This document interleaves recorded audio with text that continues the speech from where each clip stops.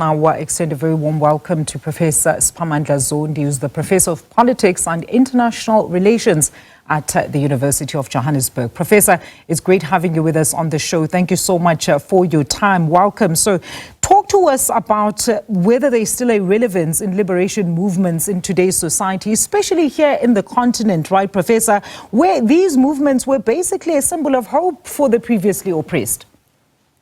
Oh, definitely. They were born to achieve age-old dream for people to be fully free, economically, politically, socially, culturally, and even psychologically. And the liberation movement existed for liberation.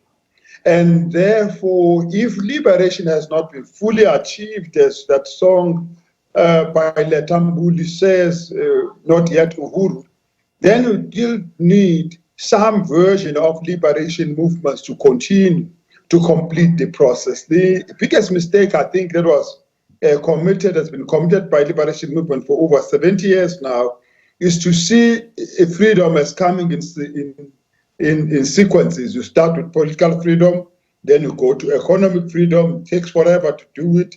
Then you're still going to have to go to psychological freedom. You're going to go to social freedom, cultural freedom, knowledge freedom, mental freedom. So the struggle for liberation is a huge and a long struggle. Mm-hmm. It took about 400 years to establish the injustice. It shouldn't take that long to disestablish the injustice.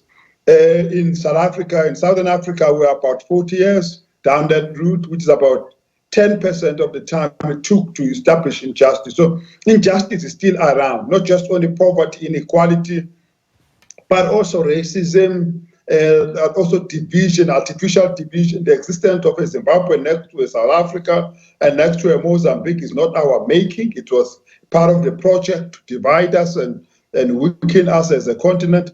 The failure to establish African unity, there's so many problems that justify the need for a continuation of a liberation struggle. But whether the liberation movement as they exist today are fit for the purpose is a different question. But we do need liberation movement for as long as liberation is needed.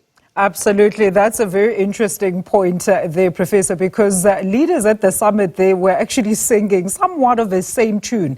Zimbabwean President there, Emmerson Mnangagwa, saying that there are third forces who are hell-bent on obliterating liberation movements.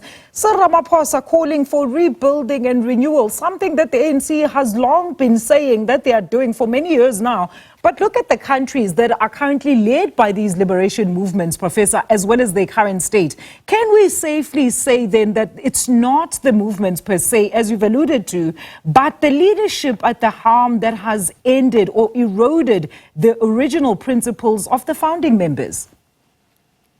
Yes, I mean, it's also not a new point. Julius Nyerere says it almost 30 years ago and saying liberation movements have proven themselves to be very good at removing colonial administration, but not very efficient in building an alternative form of administration that is pro-poor, that drives development and economic growth, that drives inclusion, that changes people's lives.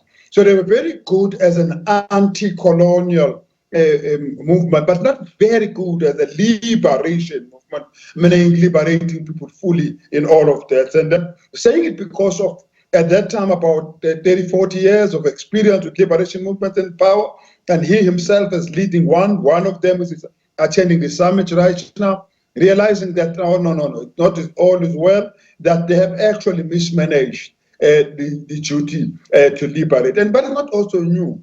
Going back to 1966, one of the biggest leaders of liberation movement, Amilcar Cabral, speaks in Cuba, 1966 to be precise, and he says the biggest challenge facing liberation movement is no longer imperialism or colonialism out there or enemies out there. It's always going to the enemy within. They tend to divide. They tend to become factionalist. They tend to be navel-gazing. They tend to protect one of their own. They tend to kind of accumulate for themselves and forget their social role. And that's been a problem you see it right through. And I hope that this Liberation Summit will force the liberation movement to look into themselves and decide to correct now, or they will really be out of power. All of them are facing real challenges in power, which are all signals that they need to change. So the renewal that the ANC talks about, it needs to take place really, in real sense, and it should happen across the region. Otherwise, liberation movements will die. You know, there's always been this question, Professor, of why do some of these liberation movements then want to cling onto power, even though when they actually realize that they're not doing much for the people. Let's look at, for example, the criticism that has been faced by, of course, Burkina Faso's Ibrahim Traoré there. And it makes me wonder, what is then stopping new entrants in liberal parties that are more inclined with the current state of affairs, from economics to social welfare? Let's look at the age of the leaders at the current helm of these movements as well. And what you then see is a systematic continuation of personal interests while their people are suffering. Zimbabwe being a great example of such. Yes, we go back to Amilcar Cabral, 1966. That's how far we've known why. He points to three reasons. One is death of ideology.